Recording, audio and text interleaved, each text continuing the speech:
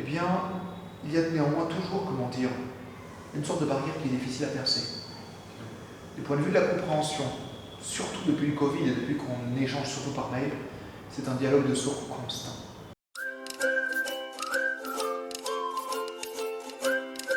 Bonsoir tout le monde, bienvenue dans cette nouvelle vidéo. Bonsoir.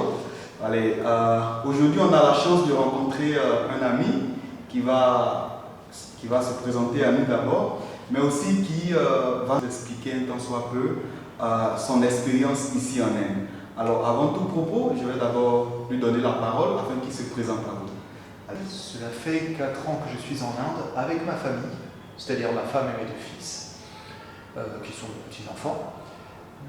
J'ai travaillé pendant ces 4 années au même endroit, à savoir à Vadi, la même école que Joey. Une école que l'on pourrait dire de pédagogie alternative, donc des pédagogies assez nouvelles qui ont pour objectif de donner plus de place à l'enfant, de se centrer autour de l'étudiant et d'activités qui ont des fins pédagogiques. Je suis professeur de français, mais j'utilise bien souvent les autres compétences que j'ai acquises ça et là en art plastique, parfois en anglais, même si c'est rare, un peu en espagnol, en histoire, pour enseigner. Et maintenant, je n'enseigne plus au sein de cette structure. En vérité, c'est Joey désormais qui prend ma place, en ce sens que j'ai décidé, en cette période de Covid, d'enseignement à distance, de me recentrer sur ma famille et de me consacrer à mes enfants. Super. Allez, merci beaucoup pour ta présentation. Alors, tu nous as parlé de ta famille, tu as parlé de ton expérience et tout, mais j'aimerais savoir d'où est-ce que tu viens. Ah, je viens de Bordeaux. Ok. Donc, mais en vérité, j'y ai pas vraiment grandi. J'ai passé 6 ans à Madagascar, alors que j'étais petit, 4 ans en Nouvelle-Calédonie, j'étais pas bien loin non plus, et ce n'est qu'après que j'ai fait une éducation plus française. Ok. Alors, du coup, tu as eu une expérience assez internationale, hein? Ouais. En dehors de la France, Madagascar, la Nouvelle-Calédonie. Mes parents étaient déjà enseignants itinérants. Ok. Mon père était professeur d'espagnol et ma mère aussi l'a été par la suite. Ok, super. Oui. Wow, super. Alors, la première question donc, qui me vient après la série de présentations, c'est de savoir quelle est ton expérience en Inde. Je veux dire, depuis ton arrivée en Inde jusqu'à aujourd'hui, ton expérience, pas forcément professionnelle, mais tout ce qui est relations personnelles, la société en général. D'accord. Alors je vais essayer de le décomposer en 3 trucs, histoire d'être clair. C'est ça. Je vais commencer par le professionnel quand même. Uh-huh. Ensuite, je vais enchaîner effectivement sur le relationnel. Et je pense que je terminerai sur le tourisme. Super. Et mes lectures. Je l'additionnerai ça. Ça marche. Alors professionnellement, une nouvelle fois, notre école n'est pas vraiment représentative de la psyché indienne. La preuve, ils recrutent même des étrangers.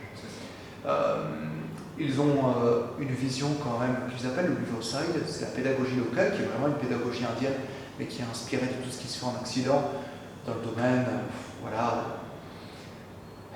de faire apprendre par l'action. J'ai beaucoup appris ici.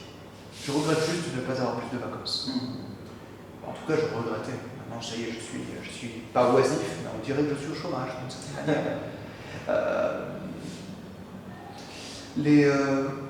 Les rapports avec mes collègues, et là j'annonce justement le côté professionnel, est très différent selon la personne, si elle est indienne ou si elle est internationale. Internationale, je peux me confier un peu plus. Indienne, même si en général les Indiens sont très accueillants et très désireux de rencontrer des personnes venant d'ailleurs, ce qui est tout à leur honneur, vraiment. Eh bien, il y a néanmoins toujours, comment dire, une sorte de barrière qui est difficile à percer. Du point de vue de la compréhension, surtout depuis le Covid et depuis qu'on échange surtout par mail, c'est un dialogue de sourds constant. Même si les personnes sont très chaleureuses, en général, les relations sont quand même très en surface. Je pense que ça doit tenir à la société de caste, même si elle est abolie d'après la Constitution. Enfin, même si elle n'est pas reconnue, c'est pas qu'elle a été abolie. Elle reste très présente et les personnes ne savent pas vraiment comment se comporter vis-à-vis de nous, étant donné que nous n'avons pas ce mode de fonctionnement. C'est ça. Et ce n'est pas, à mon avis, le problème ne vient pas du fait qu'on ne cherche pas à sociabiliser, bien loin de là. Au bout de 4 ans, à vivre toujours avec les mêmes collègues, avec très peu de temps de vacances, naturellement, surtout que loin des yeux, loin du cœur, on perd ses contacts en métropole, de nouer de beaux liens avec les personnes locales. Et cela même si on est père de famille, même si on est marié. Mais c'est très difficile. Les choses ont tendance systématiquement à avoir goût de surface.